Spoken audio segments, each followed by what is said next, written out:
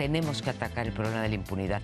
Luego me da por producir, como que me empiezo a aburrir y me empiezo a ver qué más, en qué más me entretengo. Como comentarista deportivo he sido muy feliz porque me encanta analizar el fútbol. Necesitaba reconstruir el asunto literariamente porque es mi única manera de comprender el mundo. La matemática es, en cierto sentido, el arte de dominar al infinito.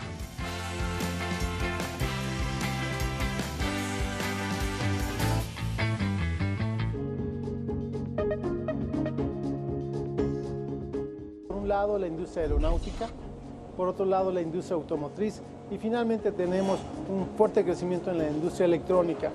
Resulta que en estas tres grandes industrias el Cinvestav tiene mucho que aportar, precisamente por la especialidad de esta unidad que es Ciencia e Ingeniería de Materiales.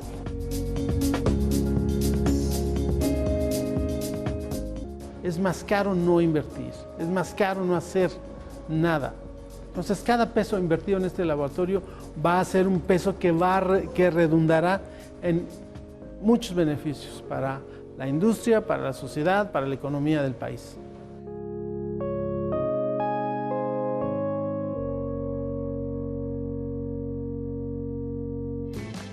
Aquí estamos en el 11 y en el 95.7 de FM, Radio Instituto Politécnico Nacional. Hoy con nosotros el doctor Mauricio López Romero.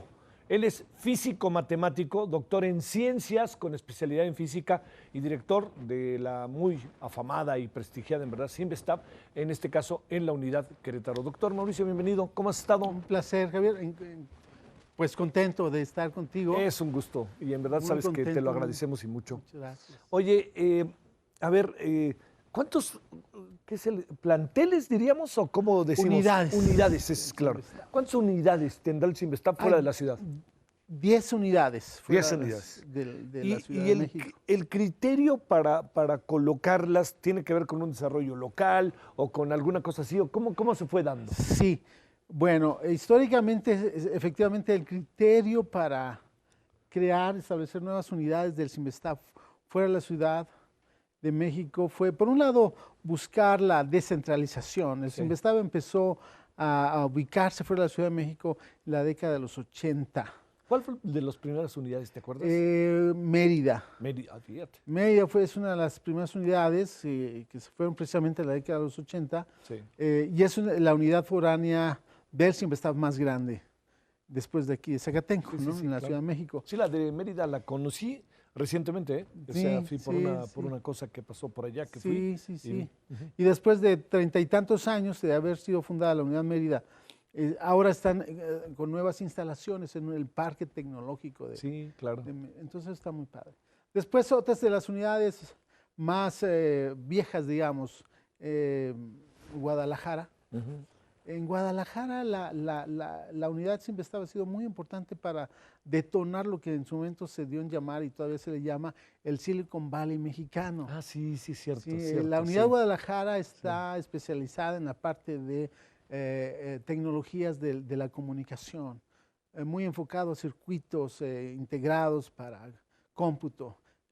La unidad Guadalajara siempre estaba hecho una mancuerna muy importante con empresas Locales, locales e internacionales. Sí, claro, que están ahí asentados. Que están ahí y la verdad es que ha sido... Entonces, el criterio para las unidades en cierta medida tiene que ver con la vocación también del área donde están. Sí. Irapuato, por ejemplo. Sí, Irapuato sí lo conozco. Es también. otra unidad vieja, digamos, y ahí están especializados en tecnologías de ciencia y tecnología de genética de plantas. Sí. Por la vocación histórica de la región Del Bajío, ¿no? Que granero del país, que en su momento se le dio. Oye, Mauricio, en el caso de la que tú encabezas en Querétaro, ¿cuánto será el personal? Siempre uno se pone a pensar entre, ya sabes, maestros, alumnos, invitados, que de repente son edificios quizás no tan grandes, pero uno sabe que hay ahí una cantidad de personas y de inversión en cuanto a talleres, laboratorios, etc. Sí, correcto. Mira, para tener una idea, la unidad Querétaro del Cinvestav es de las unidades de tamaño medio, decirlo así, de las unidades foráneas, ¿no? Del Cinvestav. Tenemos un núcleo de investigadores de alrededor de 30 investigadores, entre investigadores propios del Cinvestav, investigadores de cátedras CONACYT, ¿no? El CONACYT tiene un programa de contratación de jóvenes investigadores que son comisionados a estar en universidades, centros de investigación. En el CINVESTAB tenemos varias cátedras CONACYT y tenemos, por supuesto, profesores invitados. Entonces, uno diría, 30 investigadores, no suena tan grande, pero alrededor de cada uno de esos investigadores pues se mueve un equipo de trabajo entre estudiantes, auxiliares de investigación, laboratorios. Entonces, la población total de la unidad de Querétaro pues ronda los 200 personas que todos los días están laborando ahí en la unidad. Lo que corresponde a la planta entre maestros y entre investigadores, esos son casi o de medio tiempo o de tiempo completo, ¿no? Tiempo completo. Tiempo completo. Sí, están sí, ahí, sí. no hacen otra cosa. No, exactamente. O sea, digamos, el espíritu del CINVESTAB, de sus orígenes, es tener investigadores de tiempo completo. ¿El área fundamental en Querétaro cuál es? Las áreas del conocimiento. Mira, la unidad de Querétaro, así como Guadalajara nace con una vocación en telecomunicaciones, Irapuato. El Mexican Silicon Valley.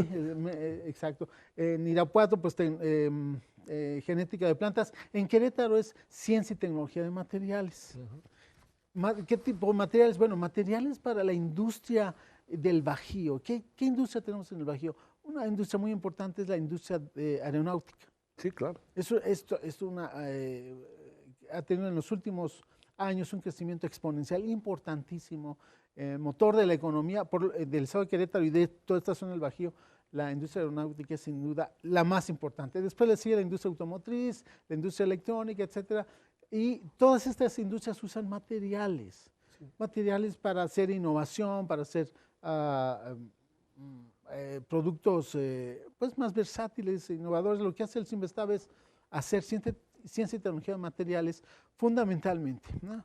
Materiales metálicos, cerámicos, semiconductores, en fin, y materiales mucho más novedosos como son estas cadenas de carbonos, grafeno, en fin, todos estos materiales muy novedosos. Y bueno, esa es, digamos, la línea principal de investigación del CINVESTAB en Querétaro. Y finalmente, en los últimos años hemos estado desarrollando también unas nuevas líneas de investigación que tienen que ver con tecnologías cuánticas, Javier. Sí. En Querétaro particularmente hay un alto interés por apoyar, desarrollar capacidades de desarrollo tecnológico y de innovación relacionadas con protección de datos. Hoy en día nuestras sociedades, las sociedades modernas, vivimos montados en una infraestructura que llamamos red de telecomunicaciones. Ya se está desarrollando la siguiente generación de telecomunicaciones, de la 5G, en donde la cantidad de información que circula por las redes se crece exponencialmente. Y una serie de industria que gira alrededor de esas plataformas, por ejemplo la industria 4.0, Javier, claro, en donde es una industria... Mucho de lo que hace el Poli ahora. Exacto, es una industria robotizada, automatizada, sensorizada, es una industria que tiende a no quitar materiales para hacer las piezas, sino a integrarlos. Oye, pero te diría, Mauricio, manufactura aditiva, digamos. Qué miedo, ¿eh? Tanto, o sea, ya es un desarrollo en donde vendrán de la mano, sé que has trabajado en ello, inteligencia artificial. Correcto. Y todo eso, ¿no? ¿Dónde nos vamos a meter los seres humanos?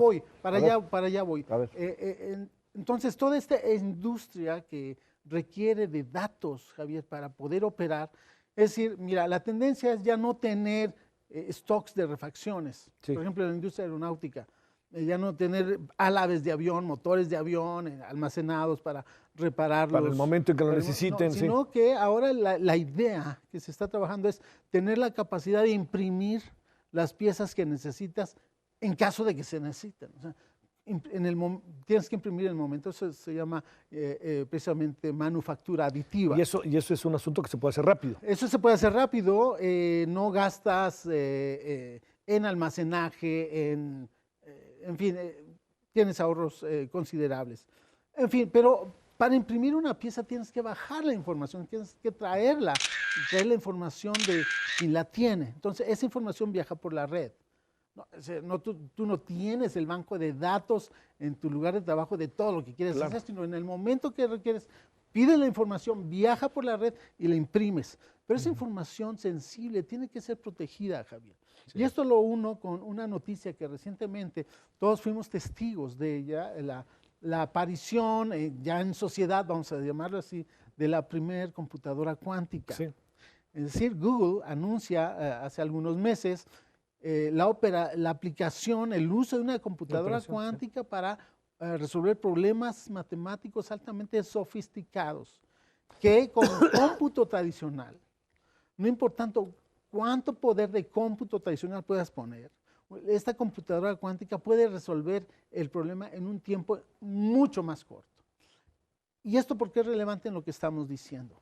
Es muy relevante porque, bueno, por un lado, el cómputo cuántico pues, nos da la facilidad de hacer mayor simulaciones, resolver ecuaciones matemáticas, en fin, nos viene a facilitar la vida en cuanto a capacidad de cómputo, pero también nos pone en riesgo en otro lado. Es decir, la información que hoy circula por las redes, Javier, la protegemos con criptografía que está basada en problemas matemáticos. Sí. Problemas matemáticos difíciles de resolver, aún con, digamos, con el cómputo tradicional. Entonces, encriptamos la información con estas tecnologías basadas en matemáticas y el problema aquí es que el cómputo cuántico tiene la capacidad de romper los códigos criptográficos en cuestión de segundos. Cualquier código criptográfico que usamos en la vida normal, oye, lo abres. A ver, doctor, déjame plantearte, porque esto que estás diciendo va de la mano de lo vertiginoso. Claro, o sea, claro, yo contaba una anécdota para lanzarte la pregunta, doctor, de que hace algunos años fui invitado a una reunión y en la reunión estaba una exposición de computadoras.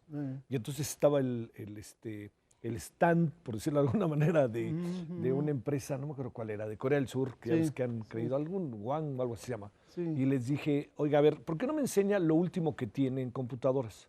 Y entonces el tipo, sin ningún tipo de cinismo, me dijo, ahorita o en 5 minutos, ¿no? O sea, por esta vertiginosidad. Sí, claro, a ver, claro. ¿cómo estamos, doctor? Tú que has vivido afuera, que conoces lo que pasa aquí adentro, que has estado en Cinvestav, que has estado en investigación, que conoces a las empresas. ¿Estamos cerca o lejos, a pesar de esta vertiginosidad y que la información está en la red y que todo el mundo la conoce? ¿Este país cómo está en ese proceso? Hablo, para decirlo ahora sí académicamente, el proceso de enseñanza, aprendizaje, investigación, divulgación científica, etcétera. Bueno, esa es una magnífica pregunta que planteas, Javier. En México tenemos grupos de investigación especializados en esta parte. Por ejemplo, en el Cinvestav tenemos grupos de investigación en Guadalajara que se dedican a hacer aprendizaje de machine learning, ¿no? Aprendizaje de máquina, claro, inteligencia artificial. En Zacatenco, aquí en la Ciudad de México, hay otro grupo de investigación que se dedica a hacer protección de datos también, datos que circulan por la red. En Querétaro estamos haciendo criptografía cuántica, que viene a proteger los datos en cuanto a estos retos que nos presenta el cómputo cuántico. Y así te puedo mencionar otros grupos dentro del país que estamos haciendo investigación. Sin embargo, nunca es suficiente. Sí, claro. O sea, tú lo estás diciendo y lo estás diciendo bien. Estamos metidos a nivel global en una carrera vertiginosa y el que llegue primero llega mejor y va a ser mejor aunque el que llegue atrás llegue 5 segundos después. Fue segundo lugar, claro, y el negocio ya no es tan grande. Claro. Efectivamente, y estamos convencidos, Javier, en el Cinvestav, en mi grupo de investigación, de que este momento es un buen momento para el país, para apostarle a nuevas tecnologías. Tecnologías donde podemos ser el primer lugar. Ni el segundo ni el tercero, queremos apostarle a ser el primer lugar. Y una de esas tecnologías es precisamente las tecnologías cuánticas para protección de datos. Sí. Y en Querétaro, por cierto, estamos llevando un proyecto de investigación muy ambicioso, Javier, para desarrollar nuestras propias tecnologías, nuestro propio conocimiento puesto en campo para proteger los datos que circulen por la red y que sean resistentes a cualquier ataque de tipo informático, por más sofisticado que éste sea. Y defendiendo la protección de los datos, que esa es la otra. Claro, hay datos que te interesa, por supuesto, proteger a toda costa. Hay datos donde tú dices, bueno, quizás no es tan importante que ponga tecnologías tan sofisticadas para proteger esta información, pero estamos en eso. Es decir, nosotros ya estamos trabajando en las tecnologías que a la vuelta de algunos años van a estar ya operando a nivel de la industria, a nivel de la calle, digamos, en protección de datos. Y realmente sí, quiero ser insistente en esta idea, Javier, que tú has lanzado, en el sentido de que esta es una carrera vertiginosa y no hay tiempo que perder. Sí. Es ahora o nunca. O sea, no es que México no haga su trabajo, lo estamos haciendo, tenemos buenos grupos de investigación. El punto es de que en otros lugares están haciendo trabajo aún con mayor dinamismo de lo que estamos haciendo acá. Claro. O sea, tenemos que ser suficientemente hábiles en este país para encontrar los nichos, Sí. las oportunidades para ser competitivos. A ver, Mauricio, le pregunto una obviedad a un científico, ¿no? Como dicen, no vayas a agarrar a trapazos, ¿no? Como luego dicen, ¿por qué es tan importante la ciencia? Bueno, porque la ciencia, Javier, es conocimiento. El conocimiento es poder. El conocimiento nos ayuda a transformar nuestro entorno. Sí. La ciencia es la característica, para mi gusto, que nos diferencia del resto de los seres vivos. La característica humana por excelencia es el conocimiento, y el conocimiento está ligado a la ciencia. La ciencia es la frontera, el mecanismo que nos hemos inventado los humanos para hacernos de conocimiento nuevo. ¿Y para qué queremos este conocimiento? Para dominar, para transformar nuestro entorno y para vivir mejor. Sí. Mejores medicamentos, mejor tecnología, vivir mejor. ¿Está las actuales condiciones dadas para el apoyo a la ciencia o hay cosas que te inquieten? Se lo digo al científico y a quien dirige uno de los centros de investigación más importantes del país. Mira, nunca es suficiente. O sea, Eso sí, eso nunca de es entrada. suficiente Sí, es de entrada, ¿no? está bien. Entonces, si tú me preguntas, ¿tenemos suficiente la comunidad académica para hacer todo lo que queremos hacer? Bueno, la respuesta inmediata es no. Sin embargo, tenemos cosas para trabajar. Ey. O sea, el país ha venido desarrollándose, vamos, en los últimos 100 años de manera muy interesante. El Instituto Politécnico Nacional ha transformado la vida de este país. Vamos, Sí. Estamos recordando hace un momento, el Politécnico se creó hace un poco más de 80 años. Y en las filas de las mentes formadas en este instituto han venido a transformar el país. Se tuvo que hacer una inversión, se tiene que invertir en la formación de estudiantes, en las aulas, en los laboratorios, pero a largo plazo es la mejor inversión. Sí, claro. Por cada peso, yo suelo decir, Javier, por cada peso que invertimos en la ciencia, vamos a tener en el futuro un retorno muy importante, mucho más que el comercio tradicional. Sí, mucho más que el peso invertido. Mucho más que el peso invertido, ¿no? Claro. Entonces, creo que podemos tener mejores condiciones de las que tenemos ahora, Javier. Sal. Mauricio, ¿por qué supones que tú te dedicaste a lo que te dedicas? ¿Qué supones que pasó en tu vida después de decir, simplemente te diría, ¿y por qué te metiste al poli y no a otro lado, no? O sea, es esas historias de vida en donde uno dice, a ver, Claro. ¿por qué este hombre hoy que se dedica a la ciencia, un científico destacado, llegó hasta ahí? Yo me imagino que un muchacho que nos está viendo de 18 años va a decir, ¿cómo le hizo ese señor, no? Sí, mira, en parte yo creo que es una vocación Sí. ya que uno trae de alguna manera. Por otro lado, tu entorno te va empujando a tomar ciertas decisiones. Y en mi caso particular, digamos, podría decir que uno de los eventos que me inclinó internamente hacia la física en particular, y a A la ver. física y las matemáticas, fue, si quieres es trivial, pero, No. pero para mí Estoy seguro que no lo va a hacer. transformó. Estoy seguro que no lo va a hacer. Mira, fíjate, para mí, cuando de la primaria, escuela primaria, pasé a la escuela secundaria, Hay escuelas públicas. escuela pública, eso es escuela pública, ¿no? Y politécnico, por cierto, ¿no? Estar en la secundaria para mí era, wow, son palabras mayores, yo decía. En tu casa no había esta formación no académica. había realmente, en mi casa, en mi familia era de los, digamos, si no el primero, de los pocos que empezaban a acceder a una educación cada vez más. Media superior. Media ¿eh? superior, ¿no? Sí, Entonces, claro. bueno, yo decía, secundaria, wow, qué padre, yo me sentía muy bien. Y justo antes de unas vacaciones de Semana Santa, Sí. el profesor de matemáticas, Javier, nos dice, a ver, muchachos, les voy a dejar una tarea de investigación. Entonces a mí, investigación, wow, qué bien, esto es investigación. Quiero que investiguen los métodos de solución de ecuaciones simultáneas en las matemáticas. Entonces, para mí, ¿Qué? ecuaciones simultáneas, métodos de Matemáticas. solución, era un lenguaje que para mí me cultivaba, me llamaba la atención. Y yo no tenía idea, en el momento que el profesor nos deja la tarea, ¿De qué se trataba? ¿De qué se trataba? Entonces, lo primero que se me ocurre, Javier, es pensar en un primo que no vivía lejos de la casa, que yo sabía que estudiaba en el Politécnico, en la Escuela Superior de Física y Matemáticas. Era el lugar Yo indicado. decía, bueno, él debe saber. Y me acerqué un sábado, el siguiente sábado, el primer día de vacaciones, a su casa. A su casa, y le dije, Mario, se llamaba, ya falleció. Mario, fíjate que tengo esta tarea y no tengo ni idea de cómo hacerlo. A ver, dime qué es. Bueno, me dejaron estudiar los métodos de solución de ecuaciones simultáneas. No te preocupes, siéntate. Método 1, sustitución, despeje, igualación. Y me llevó de la mano de una manera extraordinaria. Agradecible, ¿no? Yo decía, pero ¿cómo sabes tú esto? ¿Quién te lo enseñó? Dice, bueno, es que yo estudio para físico en el Politécnico. Y entonces eso a mí me... O sea, él tendría que como 6, 7 años más que tú. Sí, él tendría en ese momento 20, 19 años. Tú tendrías 14, por ahí. En la secundaria, imagínate. Oye, qué 14, padre esa, ¿eh? Y cualquiera que me escuche dice, bueno, es una trivialidad, pero no para mí.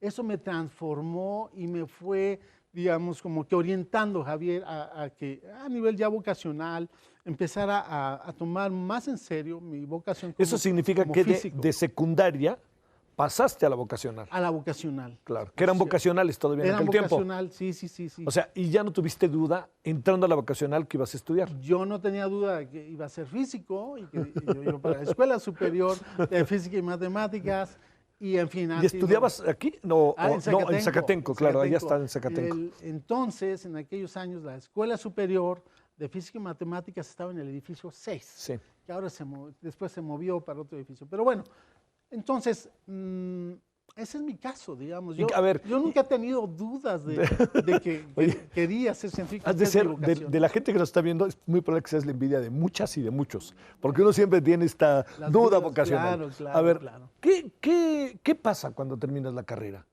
contigo? Y bueno, pasa algo interesante, Javier. Yo estaba en el último semestre y siempre hay profesores que te dicen, yo quiero ser como él. Sí, claro. O sea, tú estás chavo y tú eres el rockstar. Sí, claro. Y tú quieres ser como él. Y había un profesor. Yo tuve uno en primaria, uno en secundaria, uno en preparatoria y uno en la carrera. Tuve esa fortuna. Igual. Sí. En mi caso, es más, te puedo decir el nombre, el doctor Feliciano Sánchez Sinencio, Sí. gente del público. Oye, nomás déjame interpretar esto. Tu primo Mario ¿te vio? Sí. Ha de haber estado feliz, ¿no?